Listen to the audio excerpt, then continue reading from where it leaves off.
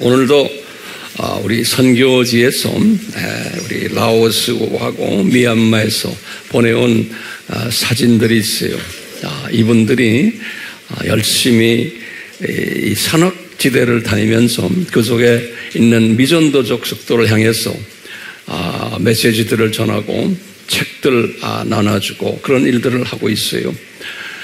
우리 가까이에 있는 소위 나라들 중에 미전도적 속에 가장 많은 지역이 라오스의 그 산악지대하고 또 베트남의 산악지대하고 그 다음에 미얀마의 산악지대, 이 지역이 가장 지금 우리 주변에서는 미전도적 속이 가장 많은 곳이에요. 주님께서 우리에게 은혜를 베풀어 주셔서 지난 한 20여 년을 그쪽을 섬기게 하시고 거기에 있는 현지인들, 주님이 사랑하는 사역자들을 우리에게 붙여주셔서 소위 AMI의 말씀 훈련을 철저하게 받게 하시고 거기에 헌신된 주님의 종들이, 현지인들이 제가 가지 않아도 여러분들이 가지 않아도 이분들이 그곳에서 말씀을 열심히 전하고 많은 열매를 맺고 있는 그 모습들 사진으로 보고 있어요. 그러니까 이게 보통 일이 아니에요. 선교라는 것은 선교사가 가서 하는 게 선교가 아니고 선교사는 하나의 중간 역할을 하면서 현지인이 우리 일본도 마찬가지고 NK도 마찬가지예요. 현지인이 완전히 이 복음화가 돼가지고 헌신자가 돼서 현지인이 현지인들에게 나누는 이것이 선교의 열매거든요. 그래서 이제 우리 일본도 NK도 이제 그런 식으로 지금 가고 있고 이미 다른 나라는 그렇게 지금 가고 있는 것을 여러분들 사진으로 보게 될 거예요. 항상 매주마다 보지만 어느 사진인지 나도 잘 몰라요. 사진 우리 한번 같이 봅시다.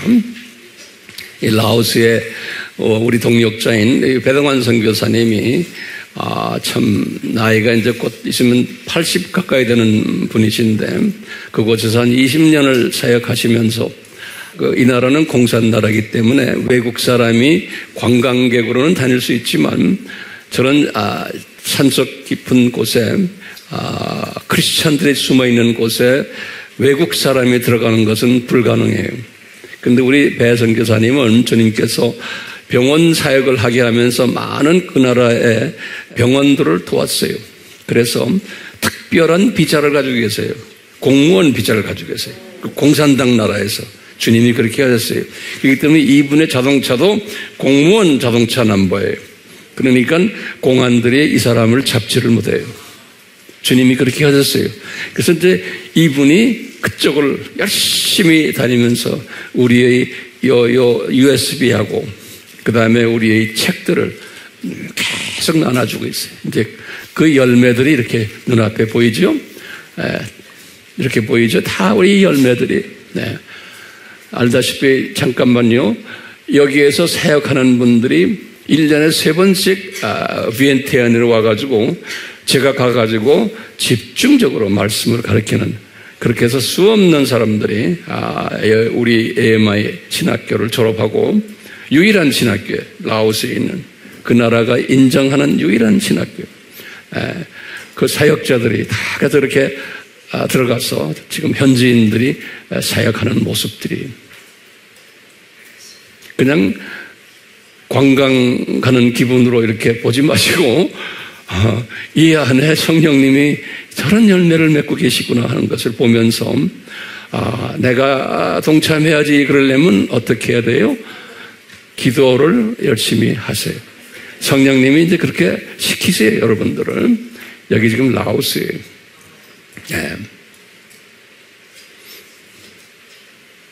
우리 사역자들이 저렇게 말씀을 나누고 있어요.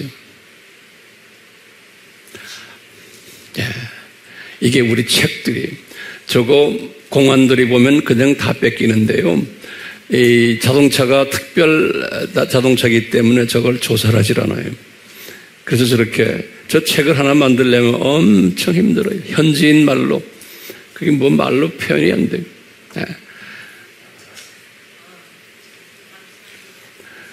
이제 우리 미얀마 우리 요나 선교사가 현지인이에요. 지난주, 지지난주 이렇게 두 부부가 또 여러분들 가끔 사진 보면은 미얀마의 그 족속 중에 목을 길게 하고 여기다 뭐 감고 다니는 거 있죠? 예, 그쪽 지역이 여기가 다 그쪽 지역. 그 안에도 우리 AMI 사역자들이 있어요. 이 목을 이런 사람들 중에서도. 예. 그걸 제가 할 수 있습니까? 못해요. 우리 현지인 저 형제가 20년 가까이 우리 저와 같이 이렇게 사역하는 우리 정말 목사님 아들인데 저렇게 이뻐요. 저 제일 오른쪽에 블루 칼라가 이게 다 우리 AMI 풀타임 사역자들이에요. 이 사람들은 미얀마의 원주민보다도 소수민족을 집중적으로 가서 사역하는 우리 풀타임 사역자들입니다. 얼마나 이뻐요? 이뻐요? 안 이뻐요? 저에게는 되게 이뻐요. 네. 이제 이 사역자들이 지금 우리 사역은 보다시피 항상 칠판이 있어요. 보이세요? 네. 저 칠판 보세요. 다 칠판 있죠, 저게? 네. 이건 우리 요나 목사님의 사모님이 아주 보통 믿음 있는 여자분이 아닌데 이번엔 그 지역의 산속에 미얀마 감옥에 있어요. 그 감옥의 죄수들에게 복음을 전하는 기회를 받았어요. 허락을 받아가지고 그래서 지금 죄수들에게 지금 그 사모님이 지금 예수 그리스도를 이야기하는 거예요. 저기 서 있는 분이 사모님이세요. 살이 좀 통통 쪘어요. 그런데 아주 보통 믿음의 여자분이 아니에요. 네, 20년 같이 이렇게 사역하면서 참 이 상당한 여자다. 남편을 그냥 산속에 집어넣는 일을 이 여자분이 하고 있어요. 그러니까 이 여자가 무서워요. 네.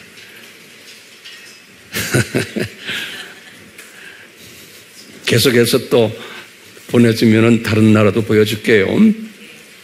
우리 오늘도 누룩에 관한 이야기를 좀 더 심도 있게 공부하려고 그래요. 오늘은요,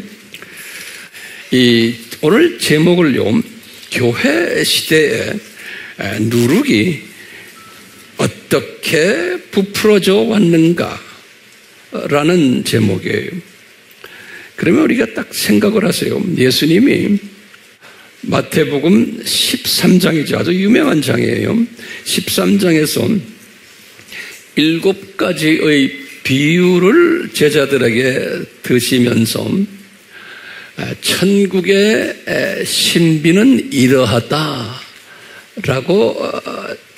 가르쳐 주셨어요. 천국의 신비.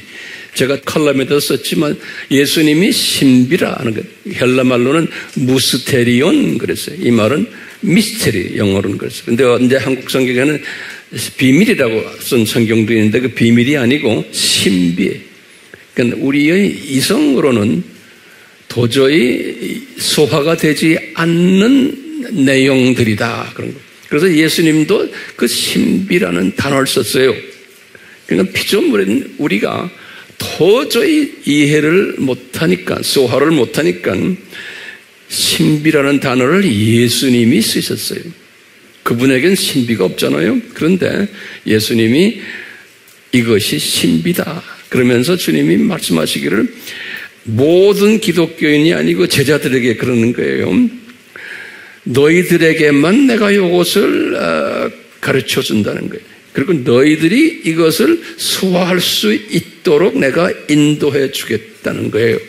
그런데 다른 기독교인들은 하나님의 자녀들이지만 이 신비를 소화를 못한 게 되어 있다는 거예요. 그분들이 조금이라도 알게 되면 그것까지 뺏어가지고 너희들에게 주겠다는 거예요. 그러니까 너희들이라는 건 제자들을 이야기하는 거예요.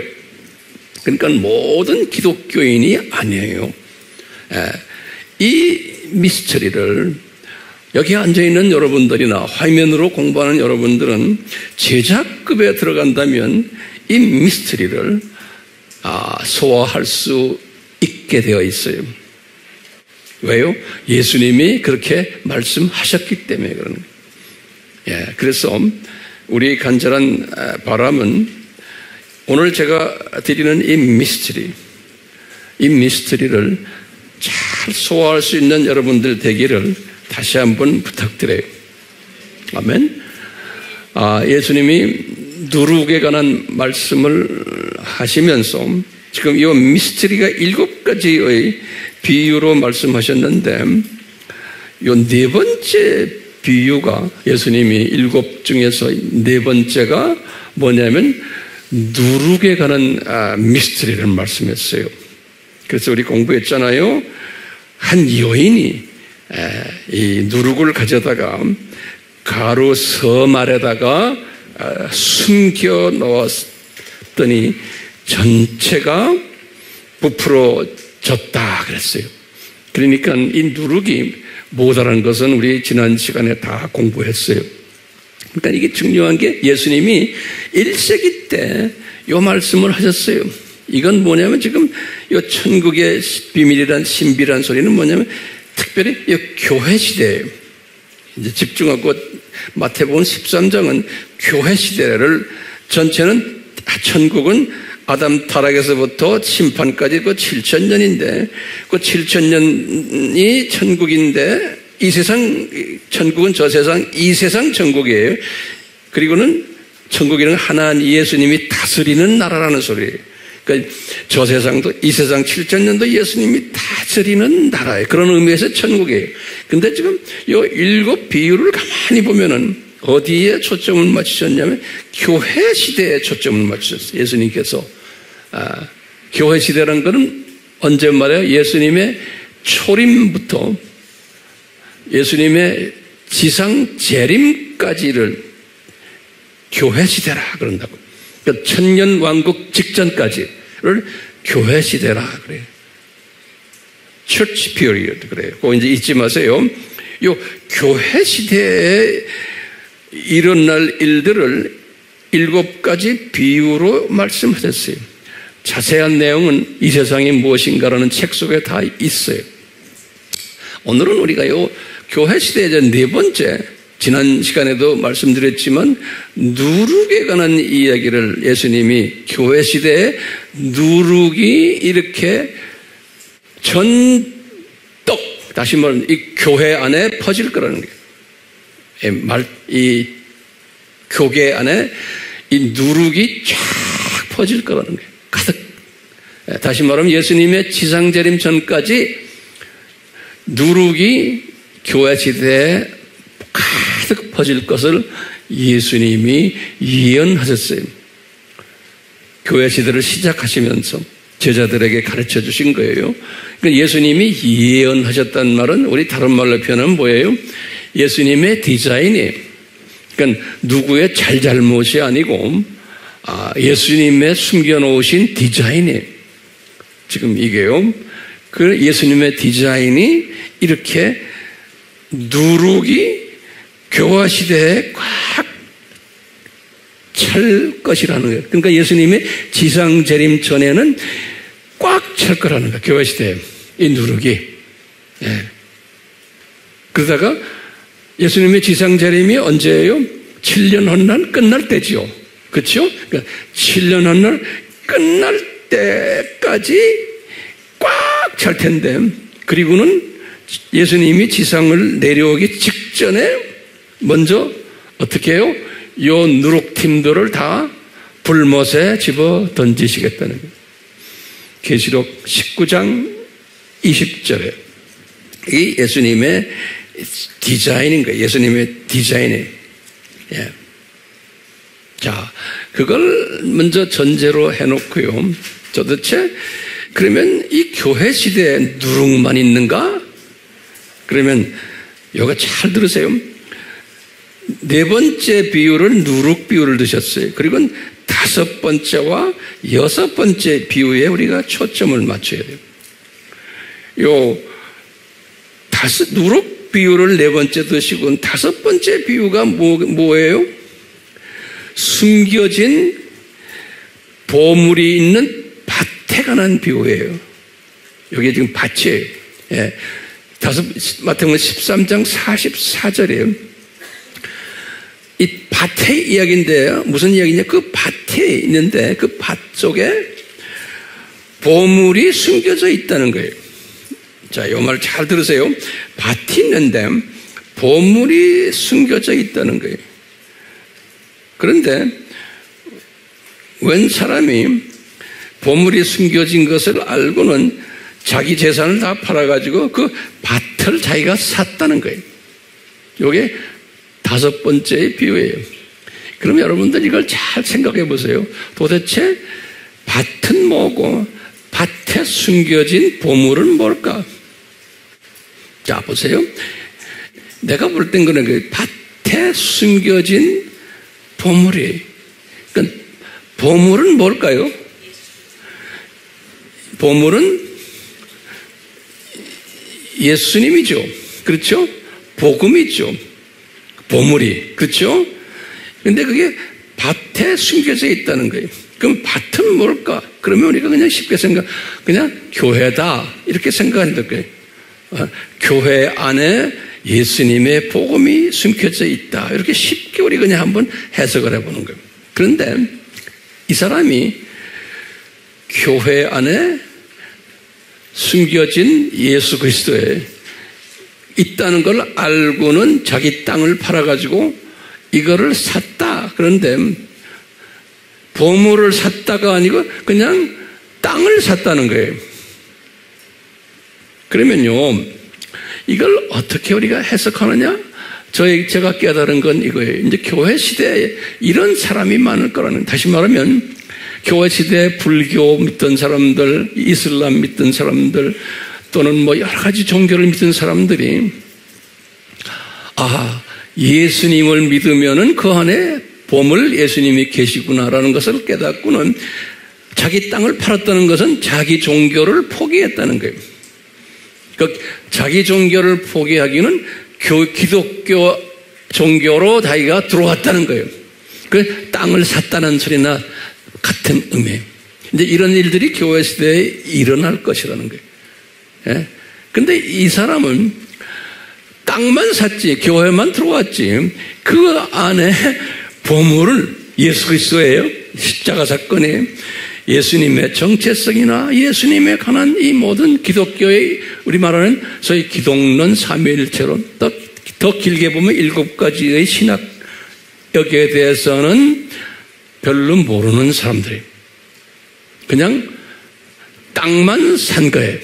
다시 말하면 교회만 들어온 사람이에요. 여기 됐어요?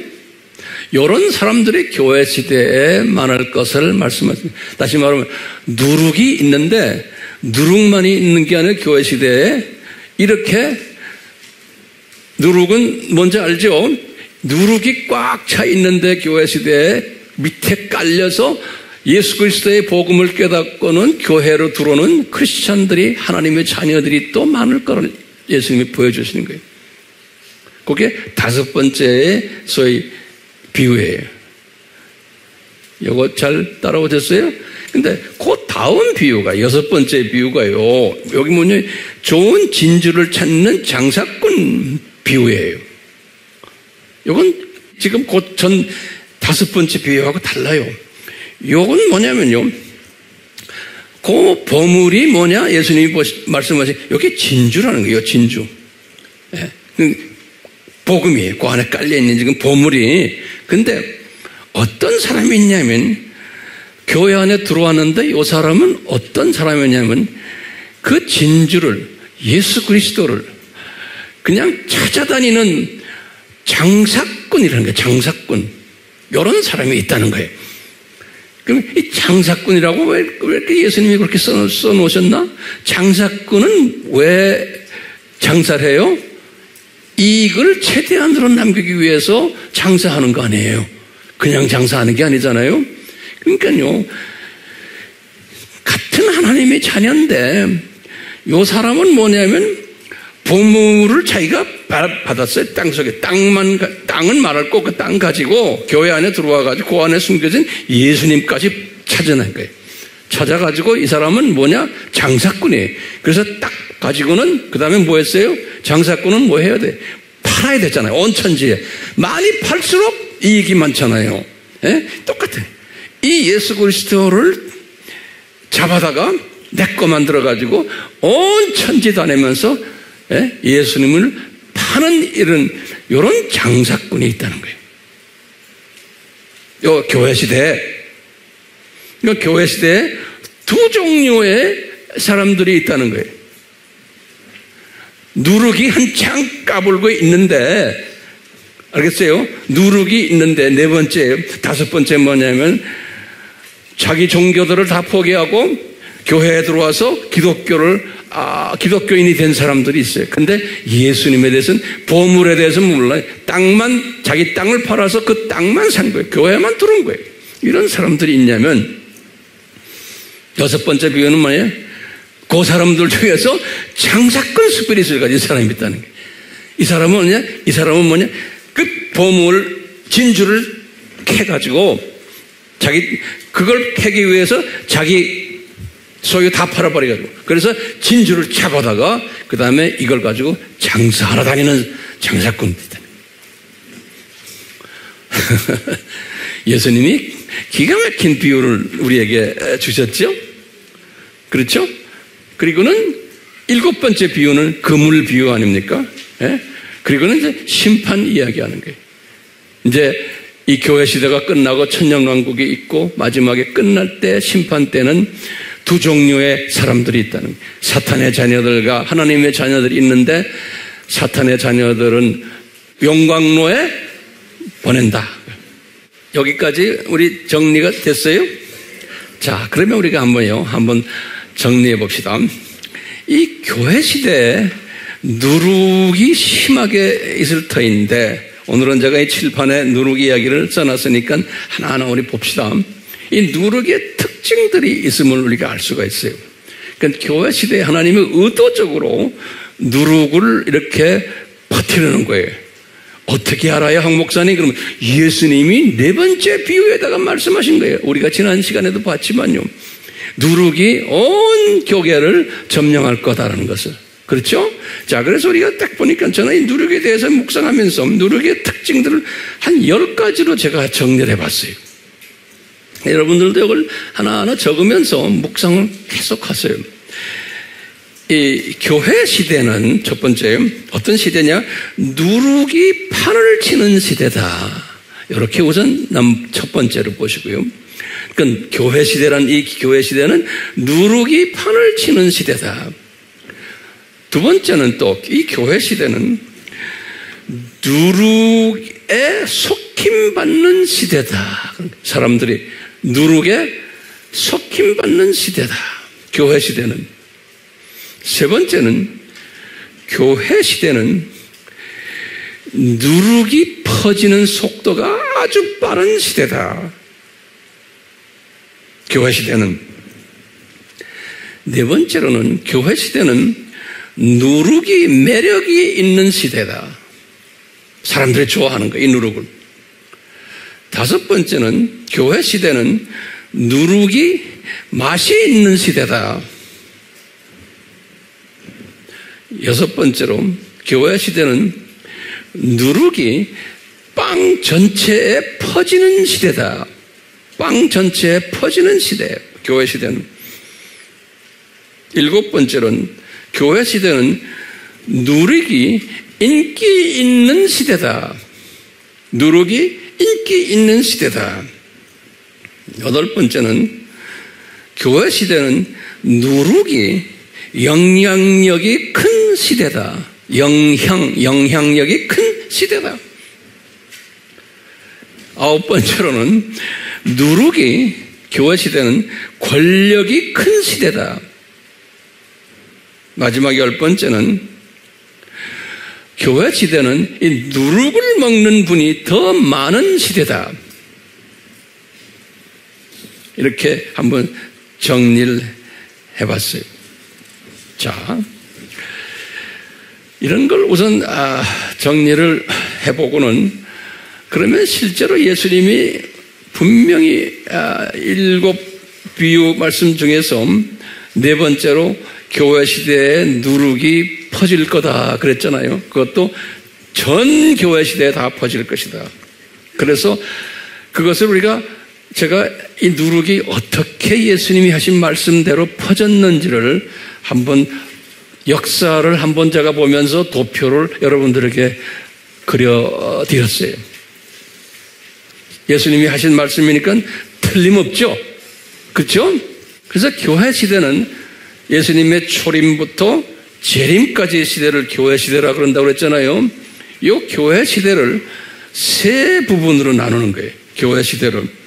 어떻게 나누느냐? 처음에는 초대교회 시대예요. 초대교회 시대예요. 요거 우리 공부를 했지만 다시 한번 정리합시다. 초대교회 시대는 주후 30년 예루살렘 교회의 첫 교회, 이때부터 시작을 해서 로마 첫 교황이 나타난 것이 590년이거든요, 여기. 요까지를 초대교회다. 그런데 요까지를요. 이렇게. 요 시대를 초대교회 시대다. 그 다음에 요 590년부터 요때부터 종교개혁이 일어났어요, 여기. 요 1000년이에요, 1000년. 요 첫 500년이 초대교회고, 그 다음에 1000년이 590에서 종교개혁까지 요 기간을 중세교회다 그러는 거예요. 중세교회다. 이제 기독교 역사 학자들이 그렇게 분류를 하는 거예요. 됐어요?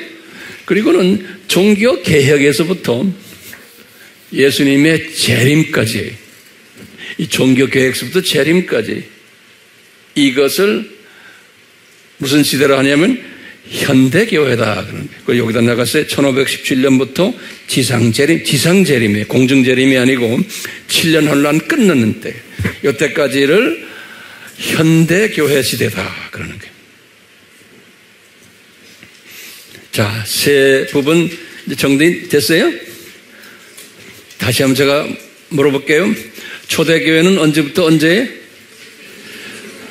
예루살렘 교회부터 590 그레고리 1세라고 그래요. 그레고리 1세가 교황이 된 첫 교황. 이 590년 요때까지를 초대교회. 여기에서부터 1000년 동안 종교개혁까지 요것을 중세시대라 그러고요. 그 다음에 이제 나머지 쭉 해서 예수님의 지상재림까지를 현대시대라 그렇게 말해요. 그러면요, 예수님이 분명히 말했죠. 이 교회 시대, 다시 말하면 본인이 지상재림까지 교회 안에 많은 뭐가 있다고요? 누룩들이 퍼질 거다. 그래서 본인이 지상재림 직전에는 그 누룩이 교회 전체에 꽉 찰 거다. 이렇게 말씀하신 거예요. 이건 예수님의 디자인인 거예요. 오케이? 자, 그러면 우리가 실제로 한번 간단히 봐요. 우리가 아바 공부를 열심히 하는 분들은 다 여기에 대한 내용을 알아요. 그렇지만 다시 한번 보세요.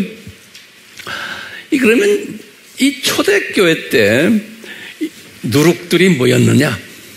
우리 봤죠? 여기 초대교회 때의 누룩이 뭐냐면 첫째, 예수님의 신성을 부인하는 누룩들이 나타난 거예요. 그래서 우리가 항상 이 누룩이라는데 누룩이 공격을 누구한테 공격하는지 아세요? 누룩의 공격 목표가 예수 그리스도예요. 그러니까 잊지 마세요. 이 누룩 교회 시대의 공격의 포인트가 누구를 향해 있냐면 예수님이 누구냐? 그걸 가지고 공격하는 거예요. 그렇기 때문에 이 모든 내용들을 여러분들이 보시면 다 거기에 초점이 있어요. 그러니까 뒤집어서 보면 누구 공부를 제일 열심히 해야 돼요? 기독론과 삼위일체론에 꿰뚫고 있어야지만 내가 여기에서 이 공격에서 이길 수가 있어요. 서바이브 할 수 있어요. 근데 많은 우리 교회 다니는 크리스찬들이 이 부분이 약한 거예요. 그럼 왜 약해요? 그럼 예수님이 분명히 말했죠. 5번째의 비유를 보니까 약하게 돼 있는 거예요. 그렇죠? 5번째 비유가 뭔지 알죠? 땅만 산 거예요. 개종만 했어요. 불교에서 기독교로. 그 안에 있는 보물은 잘 모르는 거예요. 자, 보세요. 신성부인했다 할 때 보면은 우리 공부한 에비오니즘, 여기 1세기 때예요. 그 다음에 아리아니즘, 자세한 내용은 우리 아바 공부를 다 하세요. 3세기에서 4세기. 이 두 이즘이 예수님이 사람이지 예수님이 신이 아니다라고 하는 그 학설들이에요. 예수님이 이걸 다 허락하신 거예요.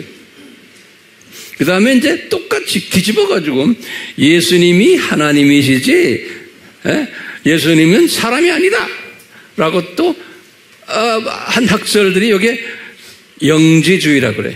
그노스티시즘 그래. 제가 영어로 이렇게 다 써줬어요. 한국말은 영지주의 그래.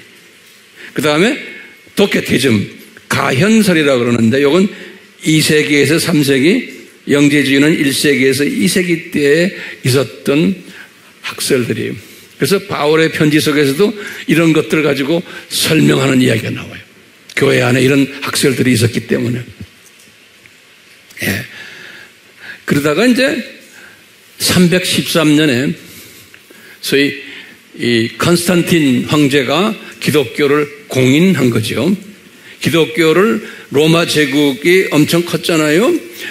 이 기독교를 공인했다는 것은 아직도 그분들이 바벨론 종교를 자기네의 종교로 갖고 있었어요. 로마 제국이. 근데 공인한 건 그냥 인정해 준 거예요. 실제로 나중에 380년에 이 데오도시우스 황제가 기독교를 자기네의 국교로 만든 거예요. 이제 로마 제국의 국교가 된 게 380년. 313년은 공인한 거예요. 그 전에는 카타콤 교회, 기독교인들을 핍박했어요. 이 기간 동안은. 카타콤은 지하 무덤 교회라 그러잖아요. 자, 이렇게 공인하니까 교회들이 나타나기 시작한 게 그 유명한 5 교구들이에요. 로마 교구, 우리 다 공부했지만 보세요. 컨스탄티노플 교구, 안디옥 교구, 예루살렘 교구, 알렉산드리아 교구. 우리 다 알죠? 여기에 로마 교구는 로마 카톨릭이 된 거고, 컨스탄티노플 교구는 그리스 정교회가 됐고, 안디옥 교구는 시리아 정교회가 됐고, 예루살렘 교구는 그냥 예루살렘 교구예요. 알렉산드리아 교구는 뭐가 돼서 애굽 곱딕 정교회가 된 거예요. 이 5 교구는 굉장히 중요해요. 이 공인 후에 이분들이 모여가지고 이 이단들에 대해서 한번 문제를 우리 제기하면서 이거 좀 해결하자 한 게 공의회, 4대 공의회예요. 그러니까 보세요. 항상 하나님은 누룩들을 먼저 풀어놓은 다음에 그 다음에 이 누룩들을 해결하는 방법을 또 하나님이 만들어내요. 누룩을 해놓고 누룩을 통해서 많은 고통을 당하고 혼돈을 당하고 서로 이렇게 경험을 먼저 하게 하세요. 문제를 항상 먼저 허락하세요. 하나님의 방법은 그래놓고는 이게 아닌데 진리가 뭘까 하고 막 찾게끔 한 다음에 그 다음에 회의를 몇 번 했어요? 니케아 공회의 여기 그렇죠? 그 다음에 컨스탄티노플 공회의, 그 다음에 에베소 공회의, 그 다음에 칼케톤 공회의. 이걸 하면서 이 공회를 통해서 이 문제들을 해결하세요. 그래서 이 공회를 통해서 이제 예수 그리스도의 정체성, 삼위일체론 이런 게 다 이제 정리가 되기 시작하는 거예요. 자세한 내용은 우리 따로 공부를 여러분들 하시길 바라요. 자, 그런데 중요한 게 칼케톤 공회가 굉장히 중요해요. 이 칼케톤 공회가 이때 뭐냐? 예수님이 100% 하나님이시다라는 것을 공식화한 거예요. 그리고는 똑같이 예수님이 100% 사람이시다. 그건 이게 지금 우리 지금 빌립보서 공부하고 있죠? 빌립보서 2장 6절과 7절의 말씀을 지금 이야기하는 거예요. 그분은 본래 하나님이 본체이시나 100% 사람이 되셨다 하는 이야기예요. 이렇게 해서 정리가 됐는데 우리 예수님께서는 로마 카톨릭을 중심으로 해서 새로운 또 누룩을 하나 만들어낸 게 뭐냐면 요 마리아 학설이에요. 여기 칼케톤 공회에서 결정한 거예요. 이 마리아 학설을 만들어내다 보니까 요 5 교구들이 다 마리아 학설을 다 수용한 거예요. 그래서 오늘까지도 로마 가톨릭, 그 다음에 정교회들이 애굽 정교회, 그리스 정교회, 러시아 정교회, 무슨 정교회라는 이름 다 붙은 이 팀들이 다가 마리아 학설을 그대로 믿는 거예요. 그러니까 이제 중세는 마리아 학설이 누룩이 된 시대라고 보시면 돼. 이때는 개신교가 없었잖아요. 그러니까 로마 가톨릭과 정교회들만 있을 때거든요. 이럴 때 누룩이 무슨 누룩이에요? 마리아 학설, 마리아 누룩이 지배했어요. 그러다가 로마 가톨릭 안에서 이 마리아 학설이 틀렸다라고 나온 소위 거기에 신학자들, 목회자들이 루터, 다 로마 가톨릭 출신들이에요. 루터, 칼빈, 주빙글리 이런 사람들이 마리아 학설이 틀려먹었다. 그래가지고 종교를 개혁하자. 그게 나온 게 이제 종교 개혁인 거예요. 그렇죠? 그러면서 이제 종교 개혁자들이 이제 마리아 학설을 틀렸으니까 이제 예수님 중심인 제대로 된 우리가 학설을 만들자 해서 만들려고 했지만 서로 파벌이 달라가지고 이분들이 교단들이 다 다른 거예요. 예수님을 믿지만 첫 번째 교단이 뭐냐면 개혁교단이라고 했어요. 그 다음에 루터교단, 그 다음에 장로교단, 침례교단, 나중에 이제 1100년 후에 1750년 때는 감리교단, 또 이때 또 뭐 성공회 이런 거 다 이때 나온 거예요. 그 개신교들이죠.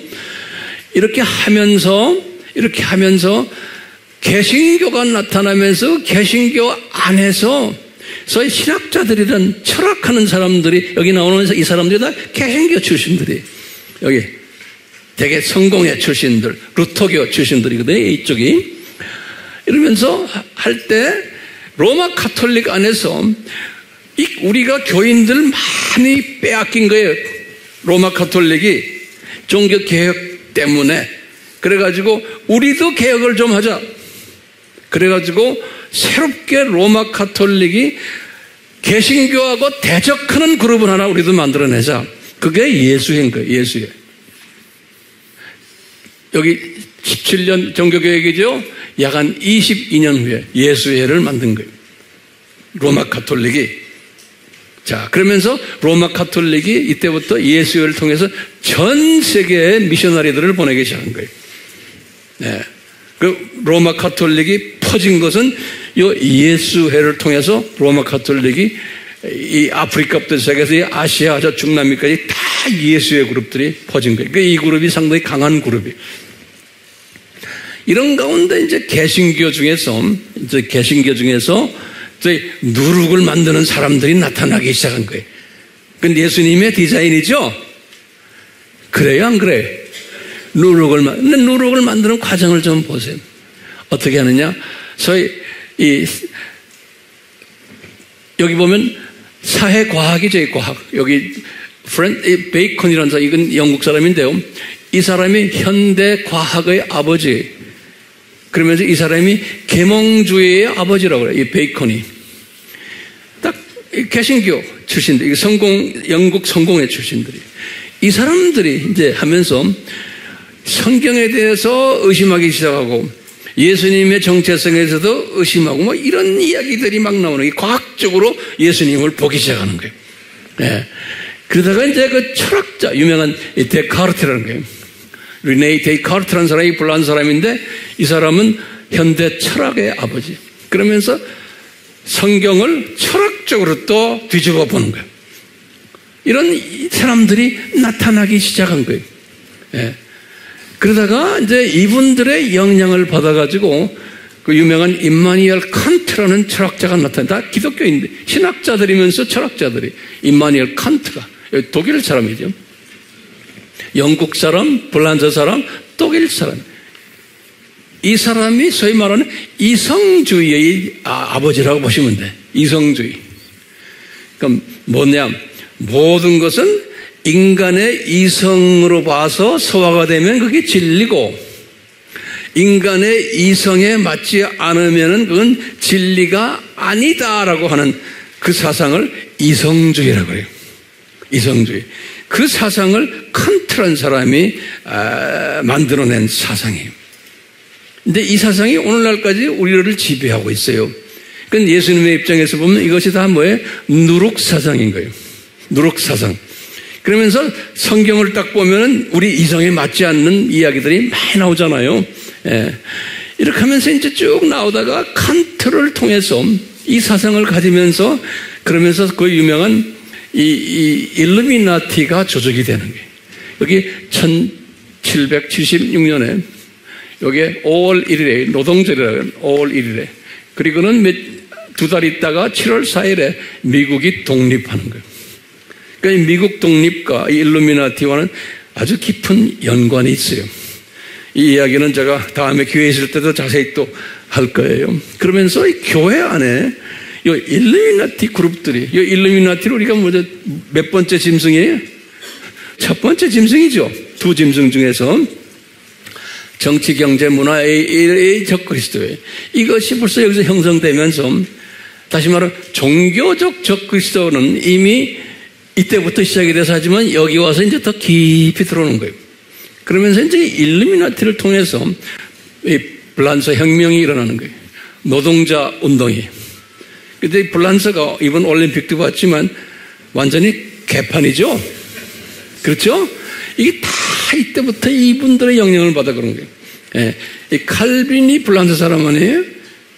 그런데 이미 불란서 혁명이 다 이 일루미나티 그룹들에 의해서 불란서 혁명이 일어났고, 이제 심하게 보는 사람들은 1차 전쟁, 2차 세계전쟁, 우리 한국전쟁, 베트남 전쟁까지 다 이 그룹들이 뒤에서 다 조정했다고 보는 거예요.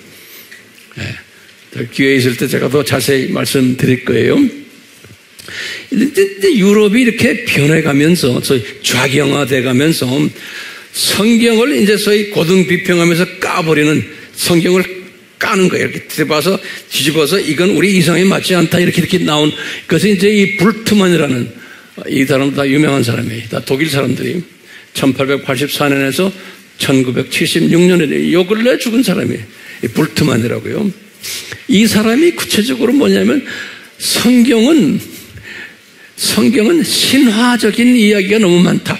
그러니까 우리 이성으로 성경이 이해가 안 되는 이야기가 많고 그건 신화책이다. 신화.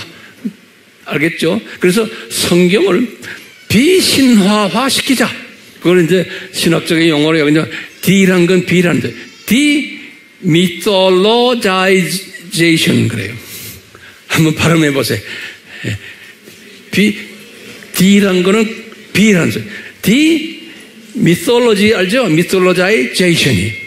이거 이제 그런 그 전문 용어예요. 근데 이거는 여러분들 아시는 게 좋아요.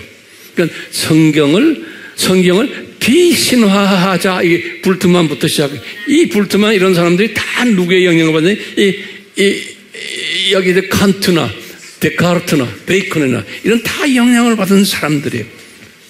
이게 지금 1884년이니까 요때 미국에서는 선교 운동이 막 일어났을 때, 요때. 그러니까 이런 세력들이 커지지만 밑에 또 큰 세력 하나가 뭐냐면 미셔너리 무브먼트예요. 예. 그러니까 1885년에 우리나라에 언더우드와 아펜셀러가 왔어요. 오케이. 항상 이 두 그룹이 있는 게. 예. 자. 이러면서 뭐냐면 실존주의를 주장하는 거예요. 이 실존주의란 말을 들었죠? 예, 이게 철학 용어인데 신학 용어들이에요. 이 실존주의란 말은 영어로 이렇게 existentialism 그래요. 그냥 한국식으로 제가 발음해주면 그래요. 오케이? 이게 뭐냐면 개인의 자유, 개인의 책임이 중요하다, 개인의 주관성이 필요하다, 성경을 실존적으로 표현하자. 다시 말해 성경이 신비스러운 건데 그것을 실존적으로 우리 눈에 보이게 가시적으로, 그래서 거기에다가 철학을 대입해보자. 심리학을 대입하자. 과학을 대입하자. 언어도 현대 언어로 바꾸자. 이걸 실존주의라고 그래요. 실제에 존재하는 우리의 모습으로 성경을 바꾸자. 우리 칼 바트가 나중에 어떻게 했어요?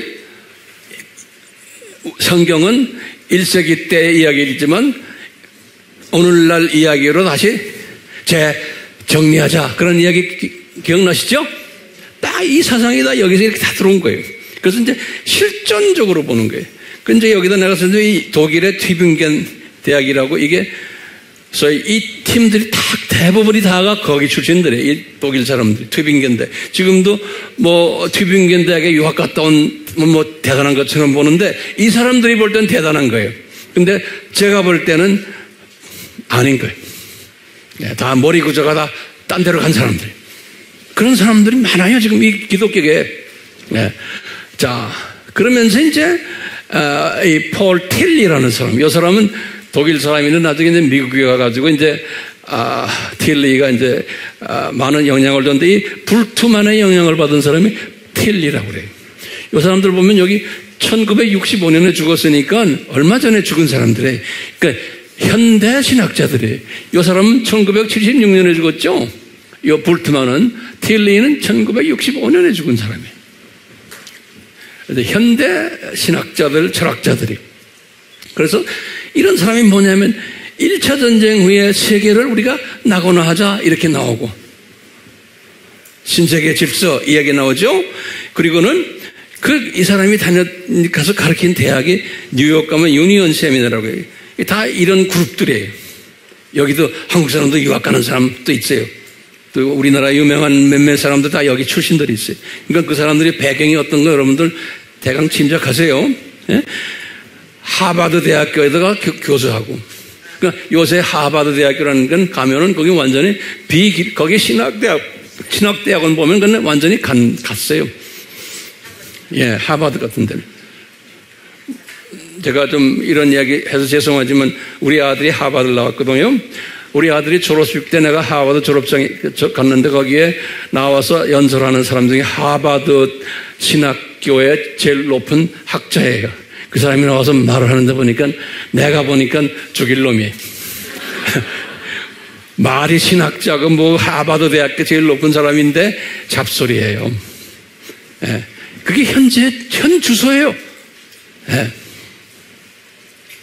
시카고 대학도 마찬가지. 시카고 대학도 유대인이 만든 학교인데 유명한 대학이에요. 이 시카고 대학도 다 교수 생활. 그러니까 이런 데 나온 사람들이 다 이 영향을 받은 사람들이거든요. 이런 가운데 우리가 지난 시간까지 보니 칼 바스라는 사람이 나타나는 거예요. 이 사람도 1968년에 죽은 사람이에요. 동시대 사람들이에요. 그러니까 68년에 죽었으니까 우리와 거의 같은 시대에 살던 사람들. 이 바스가 이제 이 사람은 스위스 사람 아니죠? 이 사람이 소위 신복음주의 우리 다 공부했죠? 신정통주의를 만들고 이 사람들이 뭐냐?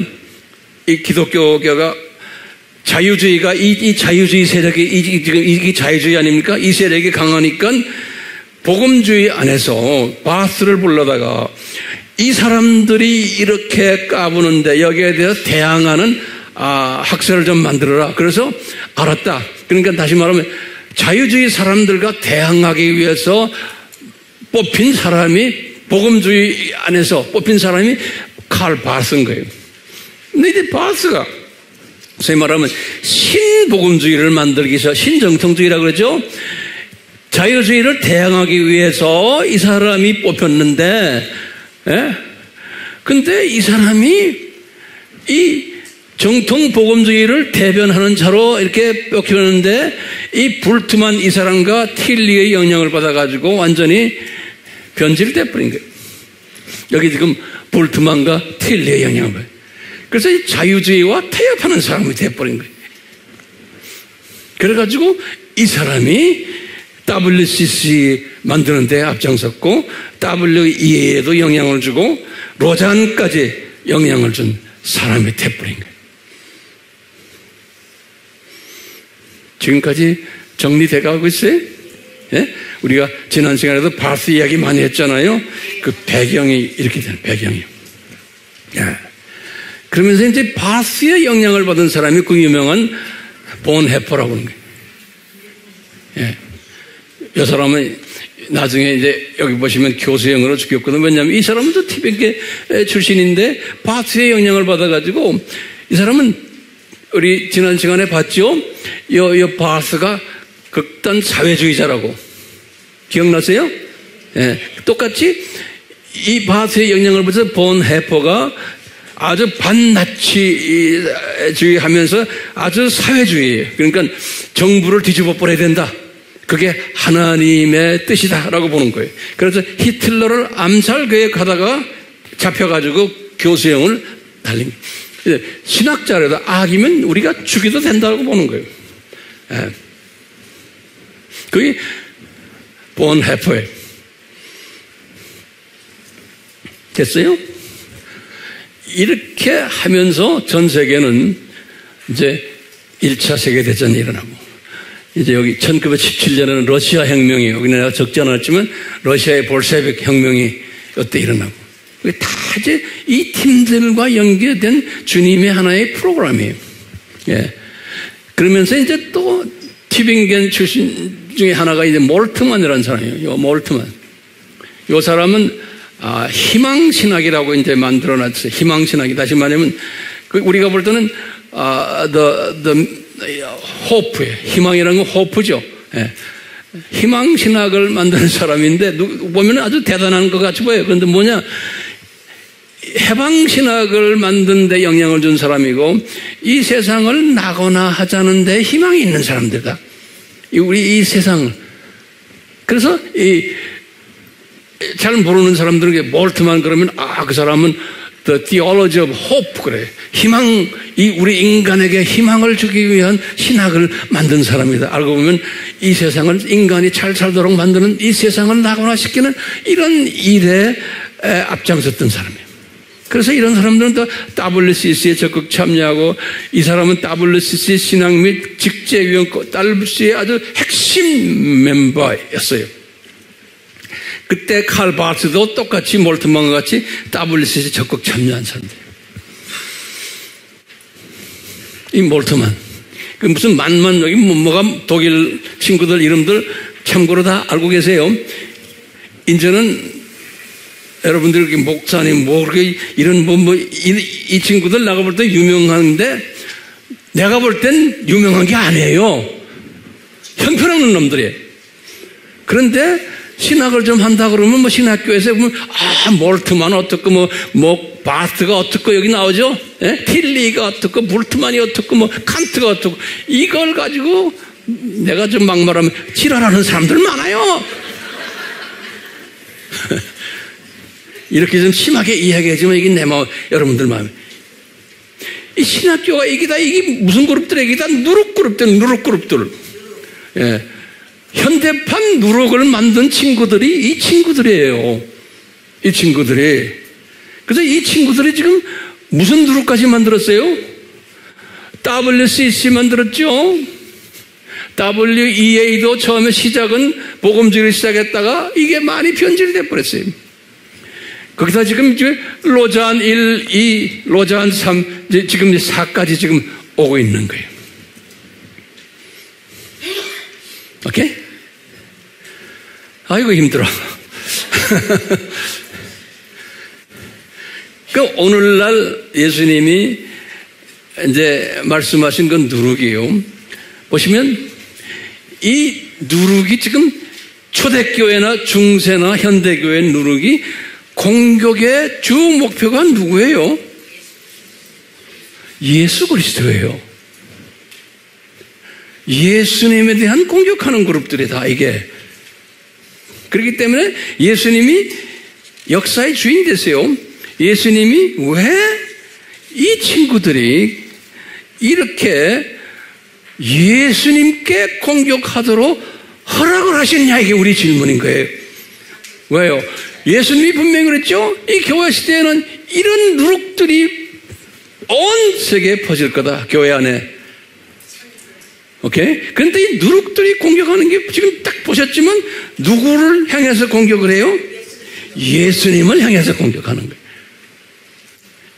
그래서 우리가 뭐라 그래? 적 그리스도란 말을 쓰는 거예요. anti Christ. 그래서 우리가 anti Christ. anti 하면 그게 네 가지 뜻이 있다고 우리 공부했죠? anti 뜻이 첫 번째는 뭐예요? against. 대항하는. 그리스도, 진짜 그리스도에 대해서 대항하는. against. 두 번째는 in opposition. 진짜 그리스도에 대한 반대 위치에 있는 그런 소리. 그 다음에 세 번째는 제가 영어로 말해요. in place of. 영어로 substitute. 다시 말하면 대신하는. 진짜를 대신하는 이런 그리스도들. 그 다음에 네 번째는 false. 가짜 그리스도. 이걸 이렇게 이것을 안티 그리스도라고 하는 거예요. 근데 전부 다가 뭐냐? 여기 지금 나오는 이 친구들이 다가 예수님의 허락하에요. 예? 이런 짓들을 하도록 예수님이 디자인하신 거예요. 그러면 여러분들 황 목사님이 어떻게 아세요? 예수님이 분명히 말씀하셨거든요. 마태복음 13장 33절에 이 누룩이 이런 짓 할 거다 하는 거예요. 근데 거기 누가 이 누룩을 뿌린다고 그랬어요? 한 여인이. 그러니까 그 여인이 누구예요? 로마 가톨릭 교황이라는 거예요. 그래가지고 이 교황의 지시에 의해서 이 누룩들이 지금 퍼지는데 오늘날 누룩은 퍼진 게 뭐예요? WCC 세 마리라고 그랬죠? 네? 가로 세 마리. 그러니까 하나의 WCC, WEA, 로잔까지 이 누룩이 지금 퍼졌다라고 보는 거예요. 어려워요? 90세 된 전도사님이 아니요 하니까 나머지 젊은 사람들은 뭐 알아들었겠네.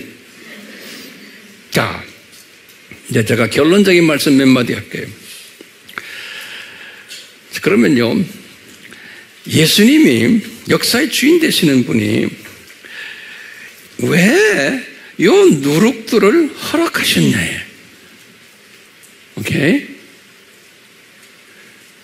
그럼 우리가 여러분들 보셨지만 예수님이 허락하셨지만 그 뒤에 깔려서 지금 네 번째 비유, 다섯 번째, 여섯 번째 비유 기억나시죠? 네? 복음 전파하는 일들은 계속 있어 오게끔 돼 있는 거예요. 누룩만 있는 게 아니에요. 그런데 기독교인 중에서 두 그룹이 있다는 거예요. 그냥 교회만 다니는 사람들이 있냐면 아니고 정사구처럼 복음을 들고 뛰는 사람도 있다는 거예요. 요 누룩 가운데. 자, 그러면 요 누룩들이, 요 그룹들이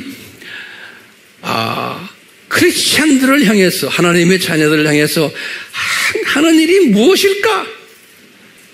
그러니까 우연히 누룩을 만든 게 아니거든요. 분명한 목적이 있는 거예요. 예수님이 이놈들을 사용해서 하나님의 자녀들을 어떻게 하려고 이런 놈들을 만들어냈냐, 예수님이.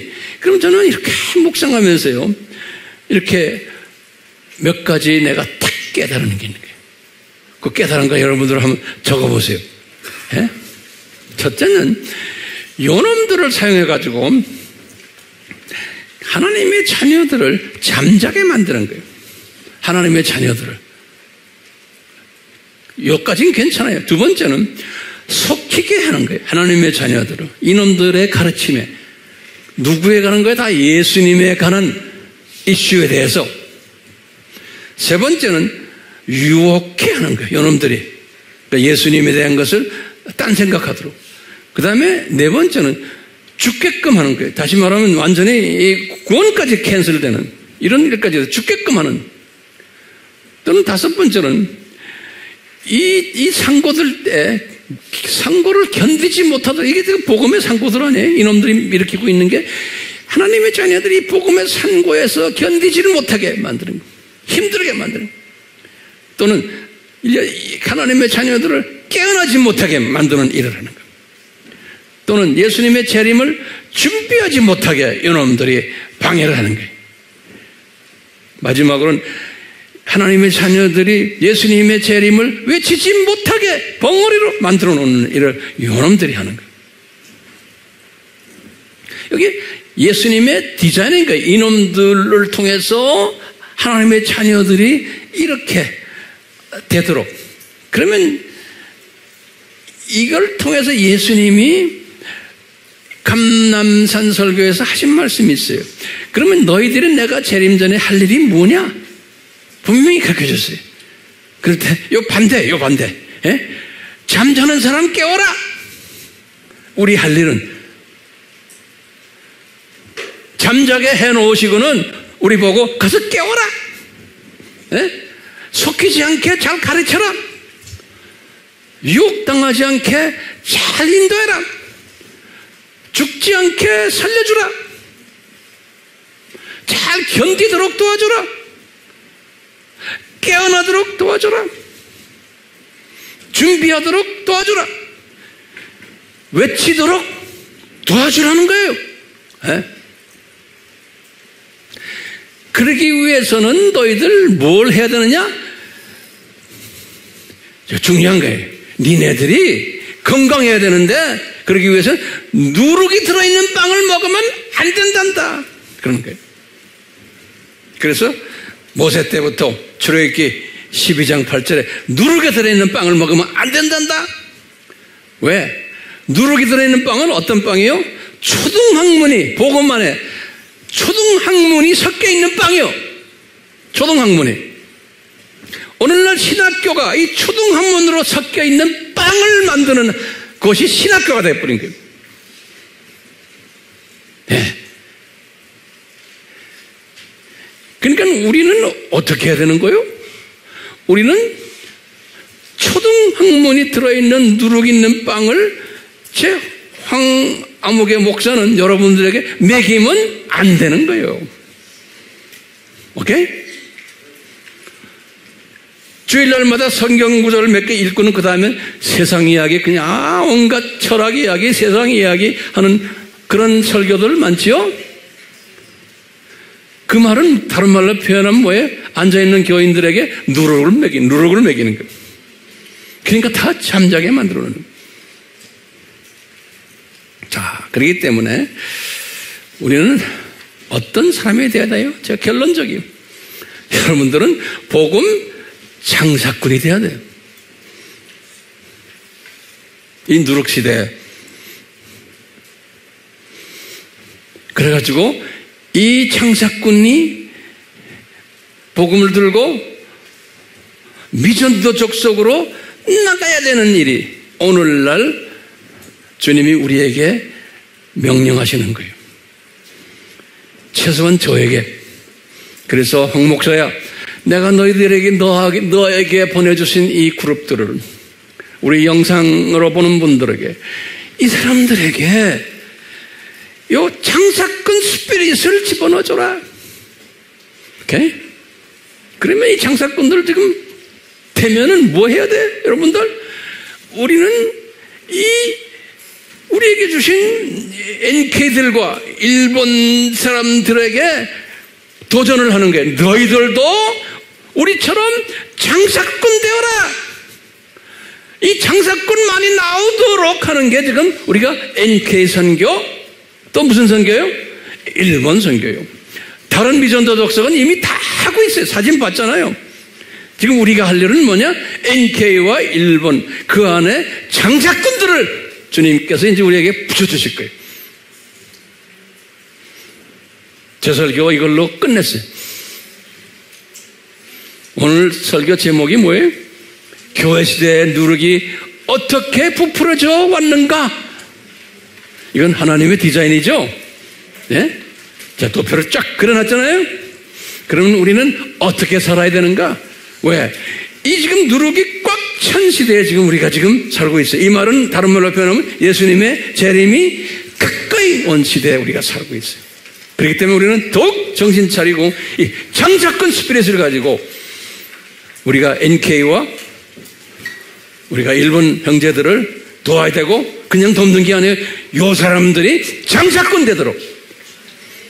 우리 일본 자매 여기 저 사모님 앉아있잖아요. 저 자매도 보니까 장사꾼이야. 그 보물단지.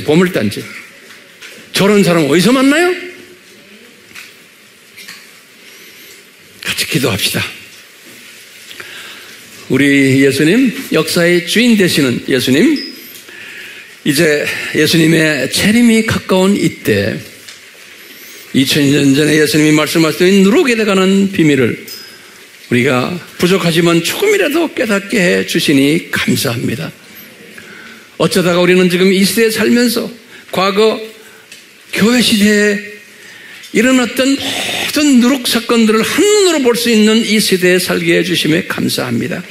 주여, 우리가 이런 특권을 가진 특별한 세대이오니 그만큼 우리에게 책임이 따라옴을 우리가 잊지 않기를 바랍니다. 우리가 책임이 있습니다.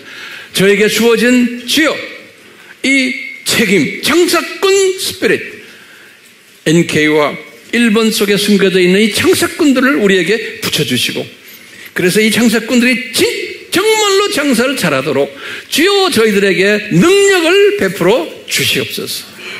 이 모든 간구를 예수님의 이름으로 기도드리옵나이다. 아멘.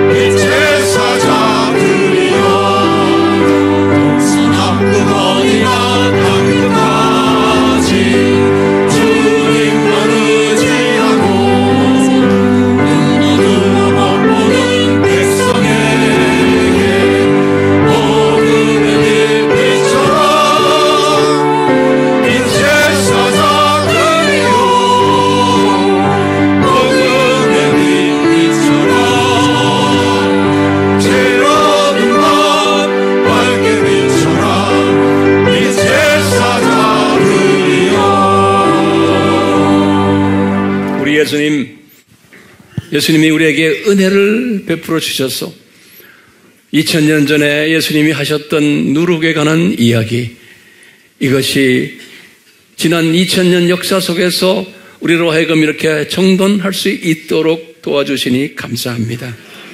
우리가 머리로만 이것을 깨닫고 행동을 하지 않는 바보스러운 자들 되지 않도록 주여 우리에게 장사꾼 스피릿을 부어 주시옵소서. 그래서 항상 우리 속에 이 장사꾼 그 스피릿이 떠나지 않도록 주여 우리의 마음을 컨트롤해 주시고 지배해 주시고 이끌어 주시옵소서. 그렇게 해 주실 줄 저희들은 믿습니다. 주여 도와 주시옵소서. 삼위 하나님의 그 함께 하심과 은혜 베푸심과 사랑 베푸심과 능력 베푸심이 우리에게 항상 있기를 예수님의 이름으로 축원하옵나이다. 아멘.